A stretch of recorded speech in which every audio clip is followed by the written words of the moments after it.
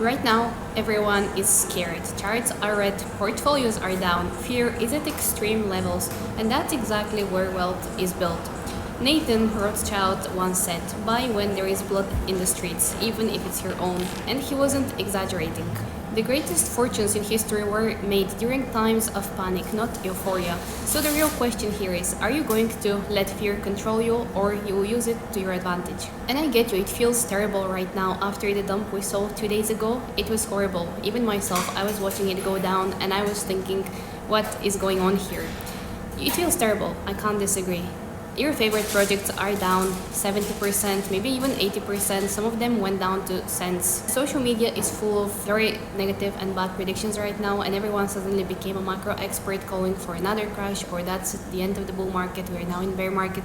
But here is the truth. Fear is only temporary, but value isn't. If you've been around for some time, you would know that markets swing between extremes, greed and fear.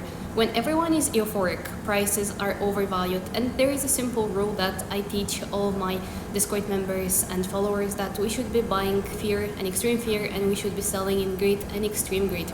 So when everyone is terrified, as it is right now, the current state, prices become very undervalued, and this is where the actual opportunity hides, right under the pain. And if you look back at 2018, 2020, 2022, each time people said crypto is dead, but each time those who bought during fear, they changed their lives forever.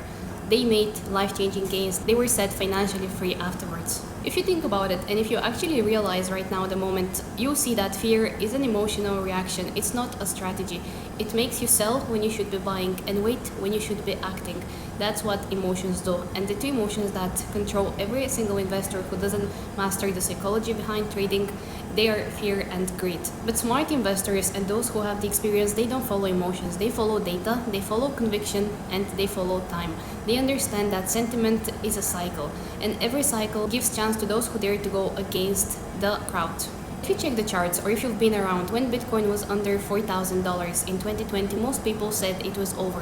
When Ethereum crashed to $90 or $80, nobody wanted it. Same with Solana. Solana dropped from $200 to $8. Everyone said that this project was a scam. But those who bought in fear, and I personally bought Solana at $8, those people turned that moment into generational wealth. And I can tell you from experience that definitely buying in fear is the right time to buy. So the two questions to ask yourself here: do you want to be the person who panics and sell the bottom, or the one who sees through the fear and accumulates what others are throwing away?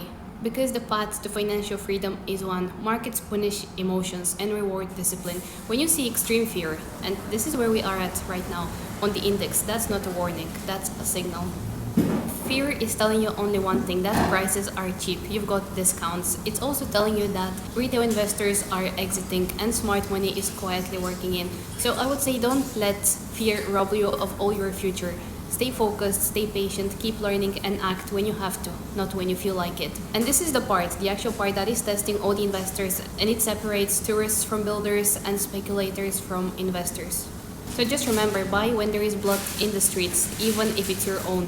Because one day, when the fear fades away and prices recover, you will look back and you realize that the moment of courage was the best decision you ever made in your life and at this stage of your life. That's the only way to win this game. So that's for me today. Thank you so much for watching. I'll see you in the next video.